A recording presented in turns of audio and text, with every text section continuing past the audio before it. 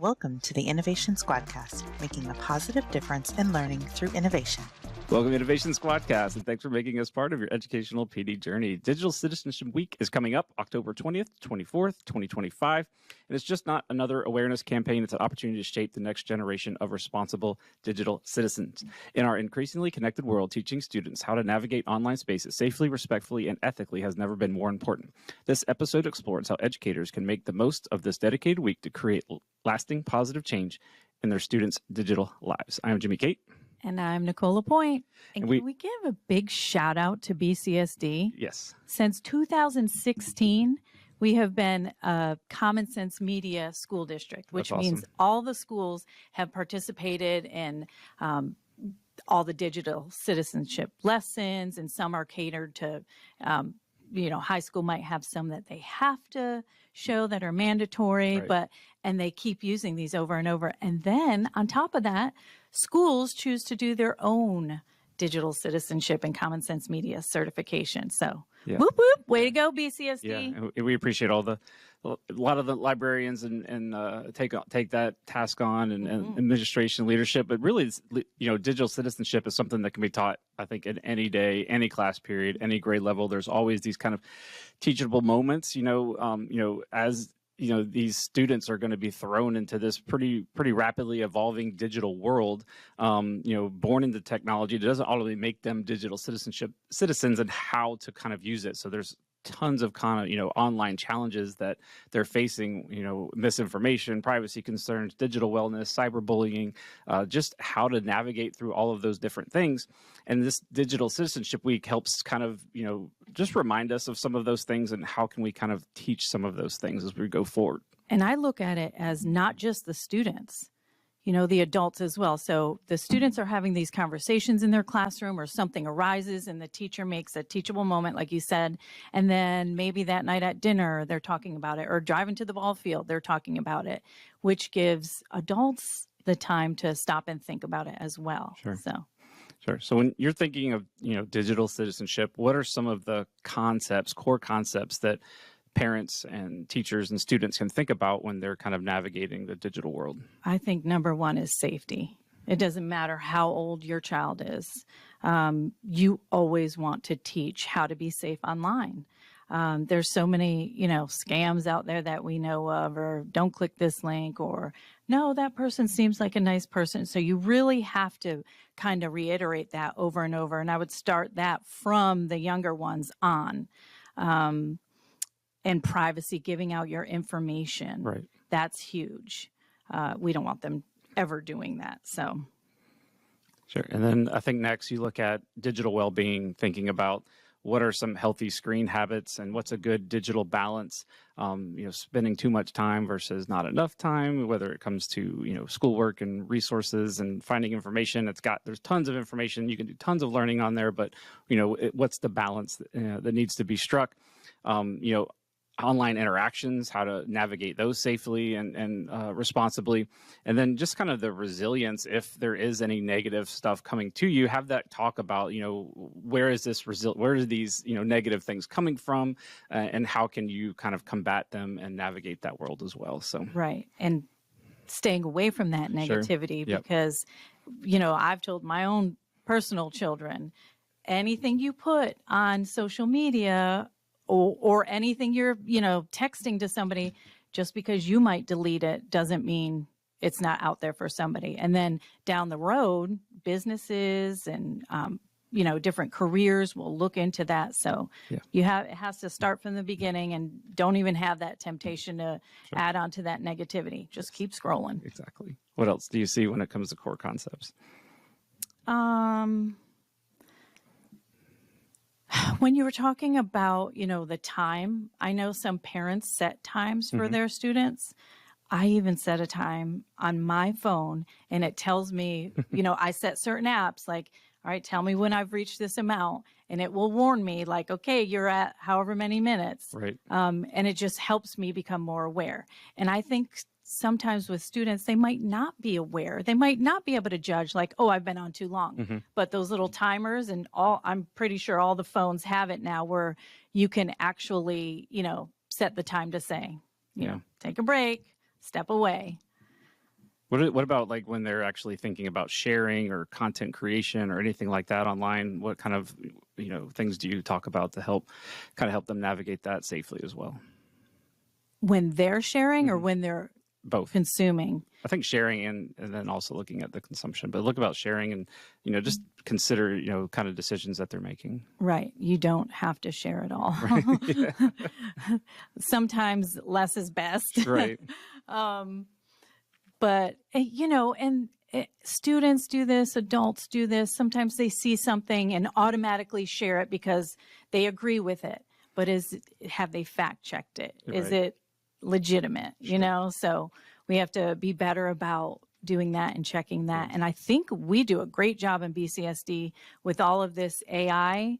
We're always talking with the students and teachers, AI can do most of it, Right. but you're the human that you have to put that final touch. Check it for facts here and there, Sure. or bias, or make sure it's accurate. So Yeah. What about like the empathetic part of being online? What kind of advice, or not advice, but what kind of resources are out there or things like that they can find, or how to think about being empathetic online as well? there are tons of those resources in Common Sense Media. There's tabs for parents, tabs for educators, but they teach a lot of those. They have little scenarios too, to kind of help and Sure. I guess make it easier for them to understand. Yeah, I think it's definitely important to teach our children how to be kind in digital communities, how to understand the different perspectives, and kind of teach those same things that you would do in kind of real life. Let's carry those over into the online world as Yes. well. So so if you're a teacher out there, we've got resources linked in the show notes. But what else? Just highlight some of these resources that we have found and how we can kind of build those into your lessons in the classroom. Well, Common Sense Media, like Yep. I just mentioned, it breaks it down like K2, 3, 5, 6, 8, 9, 12. So it's a range. And once you get in there, you have so much to choose from. And you can take it step by step. You can do it whole group. Sometimes computer lab teachers like to do that as a refresher. Mm-hmm. And they do it throughout the year. Like you said, it's not just 1 week, Right. and it's not just a checklist. Oh, we did that. We can fill out the form. Right. It's supposed to be ongoing and constant. Sure. What other There's resources also, out there? Yeah. in Common Sense Media, under the Parents tab, there's a gaming one. So a lot of students like gaming, Fortnite. What are the other ones they have in there? They had... I think Minecraft. They have a Minecraft And one, Roblox, I think, some Fortnite, other and ones. Roblox. Yeah. Yes. So if you're wondering, hey, is this game okay for my child? They're sometimes connected with people from all over. Mm-hmm. They have resources in their own gaming tab, which I thought was great. Yeah. What can you tell me about being the internet awesome and how what Google does to help with digital citizenship? So that's a fun little game, and the little sections they go through are, hold on, I was going to read them out loud. I don't have them. There's a section, share with care, just like you were Right. saying, don't fall for fake, Right. secure your secrets, that privacy part, and it's cool to be kind. So basically everything we're talking about, but it's gamified and be internet awesome. So it's like this little world. Yeah. And they get to go through the different spots, and then they learn about it at each spot. So it makes it fun too. Yeah.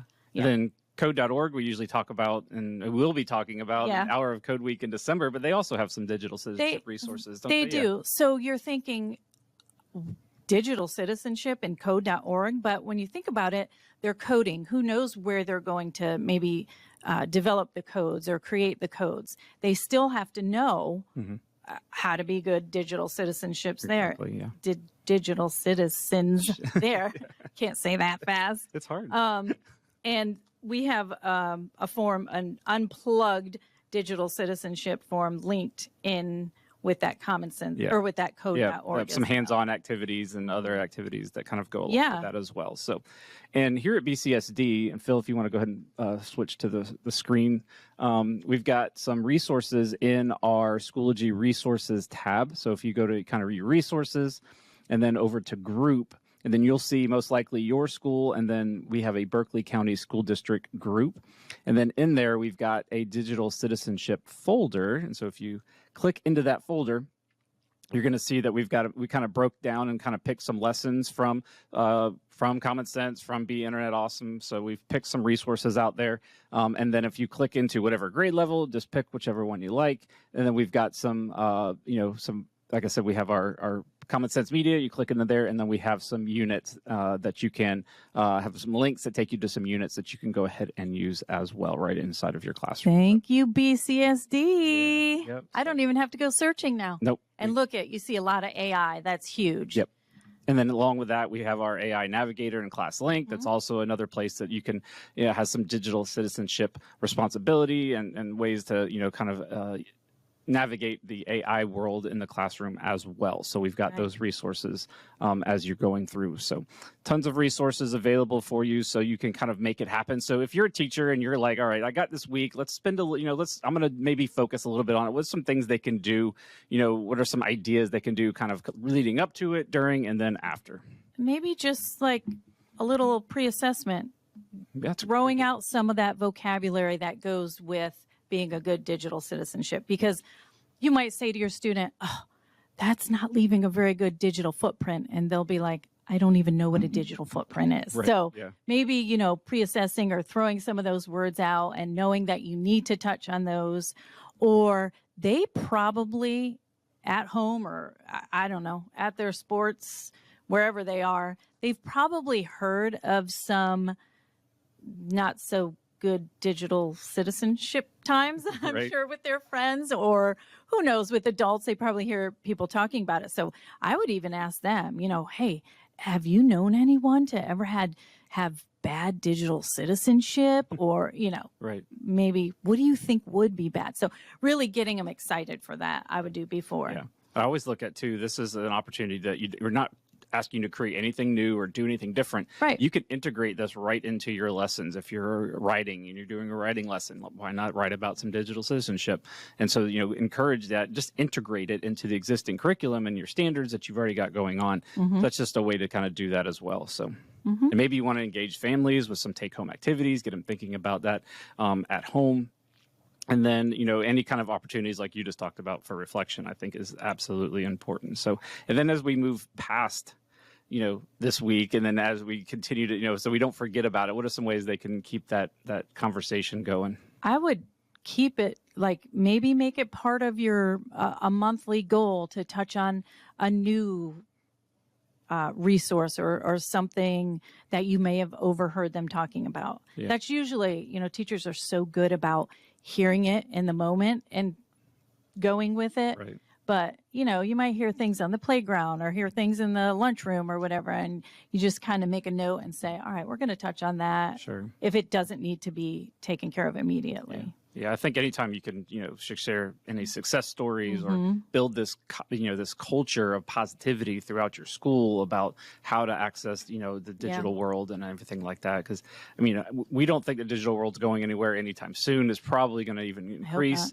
And we really, we'll see that. I think that conversation needs to keep happening, and especially as there's more integration of technology, as technology is evolving, we're going to have to keep evolving with it. And I think that's why digital citizenship is important. Because we've got to be ahead of whatever the next trend or next curve in technology is. Right. And I like the idea of conversations, little Socratic seminars, or, so they're, like you said, they're working on those standards. They get the speaking and listening, the communication, whatever they need, at that grade level, but it's still good for them to have a nice, healthy debate and be able to talk about it. So every now and then in Schoology and the discussion post, you could create one and give a scenario, maybe a fake scenario, Yeah, that's great for writing or anything like that. Right, right.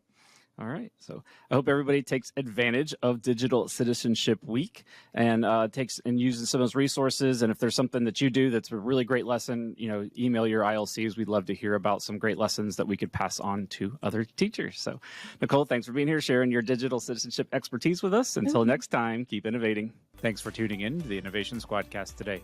Don't forget to subscribe on YouTube or follow on Spotify to stay updated on all of our latest episodes, and check out our show notes for important resources.